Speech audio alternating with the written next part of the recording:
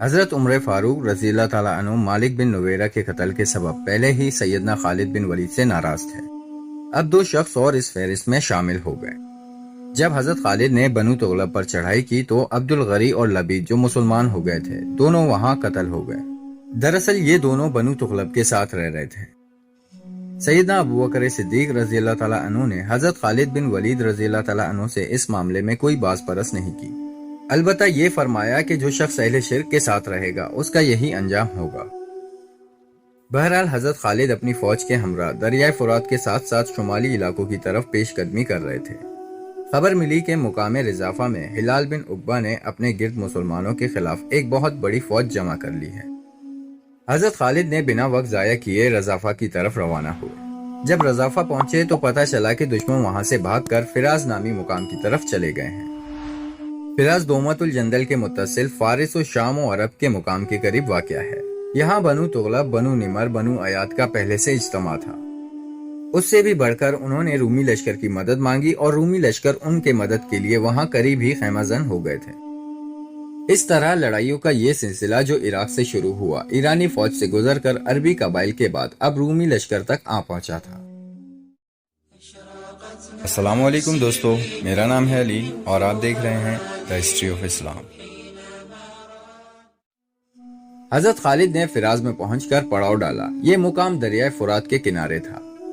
فراز میں حضرت خالد کو کاملاً 1 مہینے تک قیام کرنا پڑا۔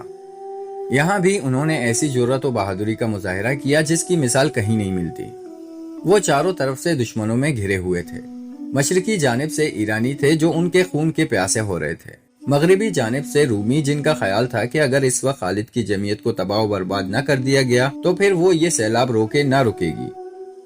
رومیوں اور مسلمانوں کے درمیان صرف دریائے فرات حائل تھا۔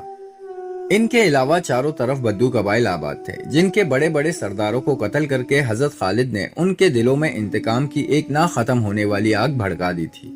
اس نازک صورتحال سے حضرت خالد لا علم نہ تھے۔ اگر وہ چاہتے تو ہیرا لوٹ کر اپنی قوت و طاقت میں اضافہ کرتے، پھر رومیوں کے مقابلے کے لیے روانہ ہو سکتے تھے، لیکن انہوں نے ایسا نہ کیا کیونکہ دشمن کو سامنے دیکھ کر حضرت خالد کے لیے صبر کرنا ناممکن ہو جاتا تھا۔ ان کی نظروں میں کیا ایرانی اور کیا رومی یہ سب حقیر تھے۔ ان کی عظیم و شان فوجوں کو وہ نہ پہلے کبھی خاطر میں لائے اور نہ آئندہ خاطر میں لانے کو تیار تھے۔ وہ سیف اللہ تھے، اللہ کی تلوار جو کافروں کو کاٹتے ہوئے آج یہاں تک پہنچے تھے۔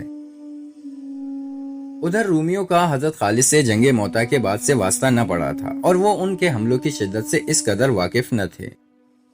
جب اسلامی فوجیں فراز میں اکٹھا ہوئیں اور برابر 1 مہینے تک رومیوں کے سامنے ڈیرے ڈالے پڑی رہی تو ان میں بہت جوش آیا۔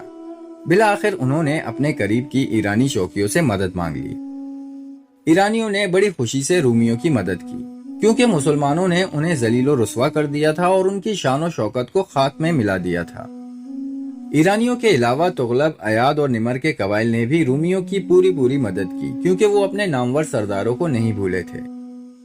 غرض اس وقت کی 2 سپر پاور قوتیں اور بدو قبائل ایک جٹ ہو کر دریائے فرات کے اس پار مسلمانوں کو نیست و نابود کرنے کے خیال سے کھڑے تھے۔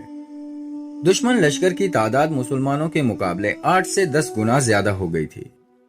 آخرکار رومی فوج کے سپہ سالار نے مسلمانوں کو کہلا بھیجا، کیا تم دریا عبور کر کے ہماری طرف آ رہے ہو یا ہم دریا عبور کر کے تمہاری طرف آئیں؟ حضرت خالد نے ان کو دریا عبور کر کے اپنے پاس آنے کا کہا۔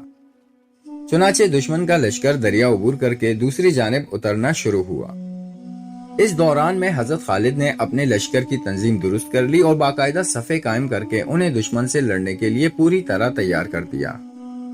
جب لڑائی شروع ہونے کا وقت آیا تو رومی لشکر کے سپہ سالار نے فوج کو حکم دیا کہ تمام قبائل علیحدہ ہو جائیں تاکہ معلوم ہو سکے کہ کس گروہ نے زیادہ شاندار کارنامہ انجام دیا ہے۔ چنانچہ ساری فوج علیحدہ ہو گئی۔ لڑائی شروع ہوئی تو حضرت خالد نے اپنے تمام دستوں کو حکم دیا کہ وہ پہلو سے حملہ کر کے دشمن کے لشکر کو گھیر لیں اور انہیں ایک جگہ جمع کر کے اس طرح زوردار حملے کریں کہ دشمن کی فوج کو سنبھلنے کا موقع تک نہ مل سکے۔ چنانچہ ایسا ہی ہوا۔ اسلامی دستوں نے رومی لشکر کو گھیر کر ایک جگہ جمع کر لیا اور ان پر شدت سے حملے شروع کر دیے۔ رومیوں اور ان کے حلیفوں کا خیال تھا کہ وہ قبائل کو علیحدہ مسلمانوں کے مقابلے میں بھیج کر لڑائی کو زیادہ طول دے سکیں گے۔ اور جب مسلمان تھک کر چور ہو جائیں گے تو ان پر بھرپور حملہ کر کے انہیں مکمل طور پر شکست دے دیں گے۔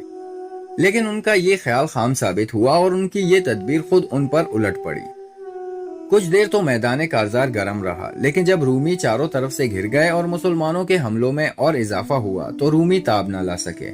وہ پیچھے ہٹتے ہٹتے ایک دوسرے پر گرنے لگے، حتیٰ کہ مسلمانوں نے بے تحاشا رومیوں اور ان کے حلیف قبائلیوں کو قتل کرنا شروع کر دیا۔ چنانچہ بہت ہی جلد رومیوں نے شکست قبول کر لی اور الٹے پاؤں بھاگنے لگے۔ لیکن مجاہدین انہیں کہاں چھوڑنے والے تھے۔ انہوں نے ان کا پیچھا کیا اور دور دور تک انہیں قتل کرتے چلے گئے۔ تمام مورخین اس بات پر متفق ہیں کہ اس مارکے میں اور بعد ازاں تعاقب میں دشمن کے 1,00,000 آدمی قتل ہو گئے۔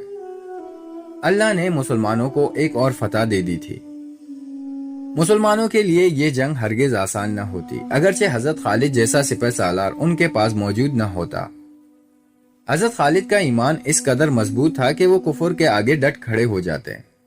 ایسا نہیں ہے کہ حضرت خالد جنگ کے دوران دور کھڑے رہ کر جنگ کا نظارہ کرتے، بلکہ ضرورت پڑنے پر خود ایک سپاہی کی طرح دشمن فوج پر قہر بن کر ٹوٹ پڑتے۔ فتح کے بعد حضرت خالد نے 10 روز فراز میں قیام فرمایا اور 25 ذی-القعدہ 12 ہجری کو انہوں نے اپنی فوج کو واپس ہیرا کی جانب کوچ کرنے کا حکم دیا۔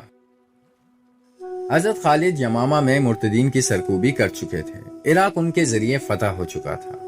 ان کے ہاتھوں کسریٰ کے اقتدار کا دیوالیہ نکل چکا تھا۔ فراز کی فتح سے سلطنت روما میں پیش قدمی کرنے کا راستہ صاف ہو چکا تھا۔ یہ سب کچھ اللہ کی عنایت تھی، ورنہ حضرت خالد کی کیا حیثیت کہ وہ یہ عظیم و شان فتوحات حاصل کرتے۔ جب وہ اللہ کے ان افضال و انعامات پر غور کرتے تو ان کا دل تشکر کے جذبات سے معمور ہو جاتا۔